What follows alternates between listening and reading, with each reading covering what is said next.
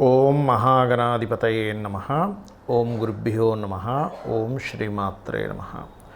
పరమేశ్వర స్వరూపమైనటువంటి జ్యోతిష, వాస్తు మరి ఇతర అనేకమైనటువంటి శాస్త్రములను మనకు అందించినటువంటి మహర్షులకి నమస్కారం. హయగ్రీవ హయగ్రీవ హయగ్రీవేతి యో వదేత్తస్స నిస్సరతే వాణి జహ్నుకన్యా ప్రవాహవత్. అరుణాం కరుణాతరంగితాక్షీం ధృతపాశాంకుశపుష్పబాణచాపాం అనిమాదిభిరావృతాం మయూకైః అహమిత్యేవ విభావయే భవానీం. శ్రీమాత్రే నమః. ప్రేక్షకులకి ఆ లలితాంబిక అమ్మవారి యొక్క అనుగ్రహం పరిపూర్ణంగా కలగాలని మనస్ఫూర్తిగా కోరుకుంటూ మనం ఈరోజు చెప్పుకోబోయేటువంటిది విశ్వవసునామ సంవత్సరంలో అందరూ చాలా ఆనందంగా ఉండాలి అనేటువంటి ఉద్దేశంతో మనకి కావాల్సినటువంటివి ఏమిటి? మంచి చక్కటి ఆరోగ్యం. మొట్టమొదటిగా ఆరోగ్యం కావాలంటే ప్రతి లగ్నము లేదా లగ్నం తెలియని రాశి వాళ్ళు ఏం చేయాలి? దాని తర్వాత ధనం మూలం ఇదం జగత్ కాబట్టి ధనం అందరికీ సమృద్ధిగా ఉండాలంటే ఏం చేయాలి?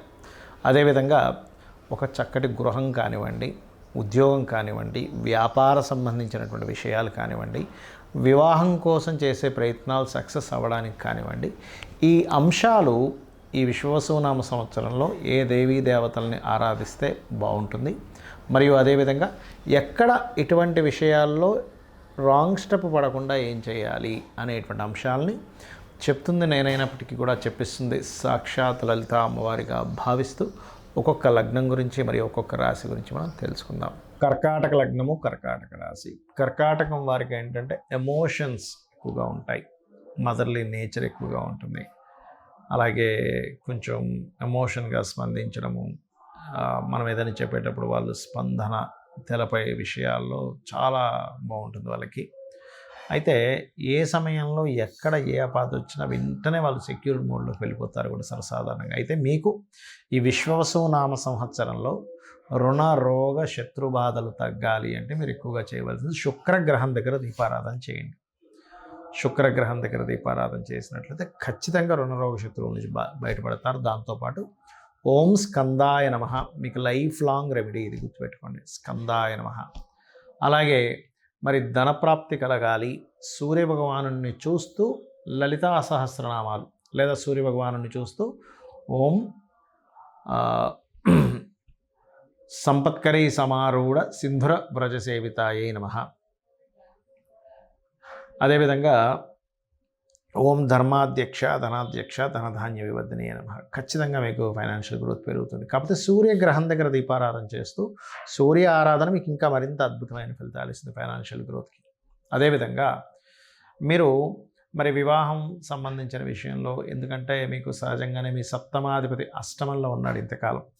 ఎప్పుడైతే అష్టమంలో ఉన్నాడో కొంచెం వివాహం సంబంధించిన విషయాలు కొంచెం లేట్ అవ్వడం, కుదరకపోవడం జరుగుతూ వస్తుంది. ఇప్పుడు భాగ్యంలోకి వచ్చాడు కాబట్టి భాగ్యంలోకి వచ్చినప్పుడు ఏమవుతుందంటే సర్వసాధారణంగా కర్కాటకం వారికి పూర్వజన్మ కర్మ వివాహ సంబంధం దానికి కనెక్ట్ అయ్యింది. అంటే ఏంటి? అదేదో పూర్వజన్మలో ఒక రుణం ఉందేమో వాళ్ళందరూ వాళ్ళు వెతుక్కుంటూ వచ్చారేమో అన్నట్టు కూడా జరుగుతూ ఉంటాయి కొన్ని విషయాలు. అయితే మీరు ఎక్కువగా శని భగవానుడి దగ్గర ఎంత మీరు దీపారాధన చేస్తూ కాళీ లేదా కాలభైరవుడి యొక్క అష్టకం చదువుకున్నట్లయితే ఖచ్చితంగా మీకు వివాహ సంబంధించిన విషయాలు కుదురుతాయి. లేదా ఓం కామేశబద్ధ మాంగళ్య సూత్రశోభిత కందరాయ నమః చేయండి. శుక్రవారాలు కానీ గురువారాలు కానీ ఎక్కువగా ట్రై చేయండి. ఈ సంవత్సరం మీరు తొందరగా కుదరడం జరుగుతుంది. ఇక వృత్తి సంబంధించిన విషయంలో సహజంగానే మీకు ఈ సంవత్సరం మొదట్లో కొంత పన్నెండులో ఉండడం, మీ దశమాధిపతి రాశిలోకి వచ్చి ఉండడం జరుగుతుంది కాబట్టి కాస్త ఒత్తిడి ఉంటుంది ప్రారంభంలో, దాని తర్వాత ఎటువంటి ఒత్తిడి ఉండదు. అదీ కాకుండా కాస్త అష్టమ శని ఎలాగో మీకు పోతుంది. భాగ్యంలో శని అనేటువంటిది ఏంటంటే కొంచెం వేరే వేరే ప్రాంతాలకు వెళ్ళి ఉద్యోగాలు చేయడాలు కూడా ఇస్తుంది. అయితే ఈ ఉద్యోగ సంబంధించిన విషయంలో మీకు బాగా మంచి గ్రోత్ రావాలంటే నవగ్రహాల్లో కుజగ్రహం దగ్గర దీపారాధన చేయడము, గోవులకి క్యారెట్స్ తినిపించడము, లక్ష్మీ నరసింహస్వామి యొక్క ఆరాధన లేదా ఓం లక్ష్మీ నరసింహస్వామి అయి నమః, ఓం మాణిక్య మకుటాకార జానుద్వయ విరాజితాయ నమః చేసుకోండి. శుక్రగ్రహం దగ్గర కనుక దీపారాధన చేసినట్లయితే వ్యాపార అభివృద్ధి కూడా మీకు కలుగుతుంది. చాలామందికి మరి జాతకం ఉండదు, అంటే వాళ్ళ డేట్ ఆఫ్ బర్త్లు, టైమ్ ఆఫ్ బర్త్లు రాయరు. కొంతమంది పెద్దవాళ్ళు రాసినవా మిస్ అవుతూ ఉంటాయి. మరి అలాంటి వాళ్ళకి రాశి తెలియదు, నక్షత్రము, లగ్నం ఏమీ తెలియదని మేమేం చేయాలి? ఒకటే గుర్తుపెట్టుకోండి. ఎందుకంటే వీళ్ళు అయోమయంలో ఉంటారు. ఏదైనా పని అవ్వకపోతే ఏలినాటి శని నడుస్తుందా, నా జాతకం తెలియదు కదా, సర్పదోషం ఉందేమో, లేకపోతే ఇంకోటి ఏదో బ్యాడ్ మహాదశ నడుస్తుందేమో అనుకుంటూ ఉంటారు. ఒకటే గుర్తుపెట్టుకోండి. మరి తెలియని వారు ఒక టెక్నిక్ పాటించి మీరు ఆ రోజుల్లో ఆ జాగ్రత్తలు తీసుకోవచ్చు. అలాగా మనకి మొత్తం వారానికి 7 రోజులు. ఆ 7 రోజుల్ని 7 గ్రహాలుగా 9 గ్రహాలుగా కూడా అనువదించుకోవచ్చు. అలాగే 7-9 ఎలాగా అంటే మనకి 7 వారాలకి తీసుకుంటే ఆదివారం సూర్యుడు, సోమవారం చంద్రుడు, మంగళవారం కుజుడు, బుధవారము బుధుడు, గురువారము గురువు, అదేవిధంగా శుక్రవారానికి శుక్రుడు, శనివారానికి శని. అయిపోయాయి 7 గ్రహాలు అయిపోయి ఇంకా 2 మిగిలాయి, రాహువు కేతువు. వాటిని శనివారానికి రాహువుని, మంగళవారానికి కేతువుని తీసుకోండి. తీసుకొని మీ జీవితంలో కనుక కొంతమందికి చూడండి, పలానా రోజులే నాకు చాలా ఇబ్బందులు వస్తున్నాయండి, ఆదివారాలు అంటారు, సోమవారాలు అంటారు, శుక్రవారం నాకు కలిసి రాలేదంటారు. ఎందుకు అంటే పర్టికులర్గా మీకు జాతకం తెలియదు, కానీ మీ జన్మజాతకంలో ఆ గ్రహం బాగుండకపోయి ఉండొచ్చు.